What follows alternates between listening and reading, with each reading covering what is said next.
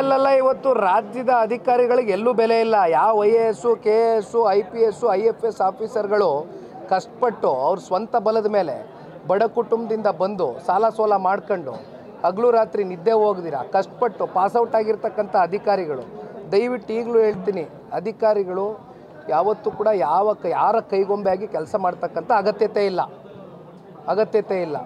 ನಿಮಗೆ ಅಲ್ಲ, ನಾನು ಹೇಳ್ತೀನಿ ಕೇಳಿ. ಇವತ್ತು ಏನಾಗಿದೆ, ಅಧಿಕಾರಿಗಳ ದಂಡು ಇವತ್ತು ಯಾವ್ಯಾವ ರೀತಿ ರಾಜ್ಯದ ಮುಖ್ಯಮಂತ್ರಿಗಳು ಒಬ್ಬ ಅಧಿಕಾರಿ ಮೇಲೆ ಕಪಾಳ ಮೋಕ್ಷ ಮಾಡಲಿಕ್ಕೆ ಹೋದಂಥವ್ರು, 31 ವರ್ಷ ಸರ್ವಿಸ್ ಮಾಡಿರ್ತಕ್ಕಂಥ ಪಾಪ ಪೊಲೀಸ್ ಅಧಿಕಾರಿ, ಜನ ಅದೊಂದು ಪತ್ರ ಓದಿರ್ಬೇಕು ಬಹುಶಃ ತಾವು.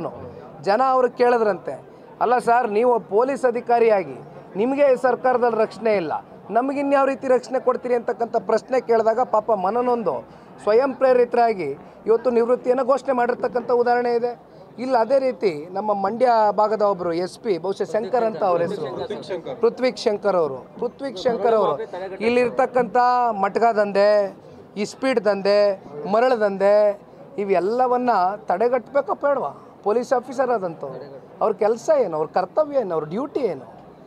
ಇಲ್ಲಿ ಯಾರೋ ಪ್ರಭಾವಿ ಮಂತ್ರಿಗಳು, ಕಾಂಗ್ರೆಸ್ನಲ್ಲಿ ಆಡಳಿತದಲ್ಲಿ ಇರ್ತಕ್ಕಂಥ ಪ್ರಭಾವಿಗಳ ಚೇಲಗಳು, ಅವ್ರ ಹಿಂದೆ ಮುಂದೆ ಇರ್ತಕ್ಕಂಥ ಬೆಂಬಲಿಗರಿಗೆ ಇವತ್ತು ಅವರು ಬೆಂತಟ್ಟೋಸ್ಕರ, ಉತ್ತೇಜನ ಕೊಡೋದಕ್ಕೋಸ್ಕರ ಇವತ್ತು ಇಂಥ ನಿಷ್ಠಾವಂತ ಅಧಿಕಾರಿಗಳ ಮೇಲೆ ಈ ರೀತಿ ದಬ್ಬಾಳಿಕೆ ಮಾಡ್ತಕ್ಕಂಥದ್ದು ಇದೆಯಲ್ಲ, ಇದು ಭಾಳ ದಿನ ನಡೀಲಿಕ್ಕೆ.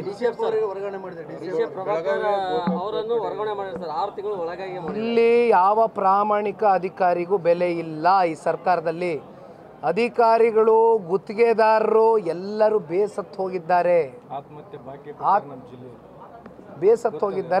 ಮುಂದೆ ಜನ ತೀರ್ಮಾನ ತಗೋತಾರೆ. ಈಗ ಮೇಕೆದಾಟು ವಿಚಾರವಾಗಿ ಕಳೆದ ವಿಧಾನಸಭಾ ಚುನಾವಣೆ ಪೂರ್ವದಲ್ಲಿ ನಮ್ಮ ನೀರು ನಮ್ಮ ಹಕ್ಕು, ನಮ್ಮ ನೀರು ನಮ್ಮ ಹಕ್ಕು ಅಂತ ಸ್ಲೋಗನ್ ಕೂಗ್ಕೊಂಡು ಹೊಲ್ಟವ್ರು ಯಾರು?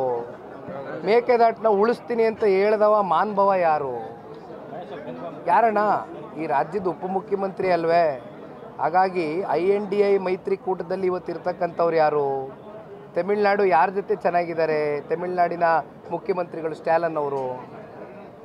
ಬನ್ನಿ ಸೌಹಾರ್ದಿತ್ವ ಕೂತ್ಕೊಳ್ಳೋಣ. ನಮ್ಮ ನಾಡಿನ ನೀರಾವರಿ ವಿಚಾರವಾಗಿ ಸನ್ಮಾನ್ಯ ದೇವೇಗೌಡರು ಸಾಹೇಬರಿಗೆ ಇರ್ತಕ್ಕಂಥ ದೂರದೃಷ್ಟಿ ಈಗಾಗಲೇ ಹಲವಾರು ಪ್ರದೇಶಗಳಲ್ಲಿ ಇವತ್ತು ನೀರಾವರಿಯನ್ನು ಮಾಡಿರ್ತಕ್ಕಂಥ ಉದಾಹರಣೆಗಳಿದೆ.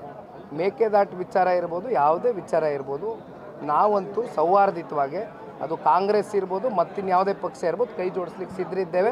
ಮೊದಲನೇ ಸ್ಟೆಪ್ ಅವ್ರು ತಗೊಳ್ಳಿ. ತಮಿಳುನಾಡು ಸರ್ಕಾರಕ್ಕೆ ರಾಜ್ಯದ ಕಾಂಗ್ರೆಸ್ ಒಪ್ಸಕ್ಕಾಗಲ್ಲ ಅಂತ ಕಡಾಖಂಡಿತವಾಗಿ ಹೇಳಿದ್ದಾರೆ ಕುಮಾರಸ್ವಾಮಿ. ಅಲ್ಲ, ಮಾಡಲಿ, ಏನು ಪ್ರಯತ್ನ ಮಾಡಲಿ. ಒಳ್ಳೆ ಕಥೆ ಆಯ್ತಲ್ಲ. ಎಲ್ಲಿ ಮಾಡಿದ್ದಾರೆ? 2.5 ವರ್ಷ ಆಯಿತು. ನಮ್ಮ ನೀರು ನಮ್ಮ ಹಕ್ಕು ಅಂತ ಹೇಳಿದ್ರು. 5 ವರ್ಷ ಸಂಪೂರ್ಣನೇ ಆಗೋಗುತ್ತೆ. ಮಾಡಲಿ, ಬನ್ನಿ. ಓಕೆ, ಕ್ರಾಂತಿನೂ ಆಗಲ್ಲ, ಎಂಥದ್ದು ಇಲ್ಲ, ಎಲ್ಲ ಶಾಂತಿಯಾಗಿ ಹೋಗುತ್ತೆ. ನೋಡಿ, ಇಲ್ಲಿ ಆಡಳಿತ ಮಾಡ್ತಾ ಇರ್ತಕ್ಕಂಥವ್ರು ರಾಕ್ಷಸರು. ಇವರು ಅಷ್ಟು ಸುಲಭವಾಗಿ ಇನ್ನೊಂದು 3 ವರ್ಷ ಇವರು ಏನು ಸರ್ಕಾರ ಕೆಡವ್ಬಿಟ್ಟು ಹಂಗಾರು ಹೊಂಟೈತಾರ, ಮನೇಲಿ ಸೇರ್ಕೋತಾರ? ಅಧಿಕಾರ ಬೇಡವೇ? ಬಾಚ್ತಾ ಇದ್ದಾರೆ ದುಡ್ಡ. ಇನ್ನೊಂದು 3 ವರ್ಷ ಎಷ್ಟಾಗುತ್ತೋ ಅಷ್ಟು ಬಾಚಿ, ಮತ್ತು ಮುಂದಿನ ಚುನಾವಣೆಯಲ್ಲಿ ನಮ್ಮ ಪರಿಸ್ಥಿತಿ 40ಕ್ಕೂ 50ಕ್ಕೂ ಕುಸಿಯುತ್ತೆ ಅಂತಕ್ಕಂಥದ್ದು ಪಾಪ ಒಳಗಡೆ ಕೂತ್ಕೊಂಡಾಗ ಚರ್ಚೆ ಮಾಡ್ಕೊತಾವ್ರೆ ಕಾಂಗ್ರೆಸ್ನ ಸ್ನೇಹಿತರು. ಹಾಗಾಗಿ ಯಾವ ಕ್ರಾಂತಿನೂ ಆಗಲ್ಲ, ಎಂಥದ್ದು ಆಗಲ್ಲ. ಎಲ್ಲ ಅಡ್ಜಸ್ಟ್ಮೆಂಟ್ ಮಾಡ್ಕೊಂಡು ಶಾಂತಿ ಎಲ್ಲ ಒಳ ಒಪ್ಪಂದದಿಂದ CM, DCM, ಮಂತ್ರಿಮಂಡಲ ಬದಲಾವಣೆ ಇವೆಲ್ಲ ಕುರ್ಚಿಗೋಸ್ಕರ ಎಲ್ಲ ಅಡ್ಜಸ್ಟ್ ಮಾಡ್ಕೊಂಡು ಹೋಗ್ತಾರೆ. ತಲೆ ಕೆಟ್ಟ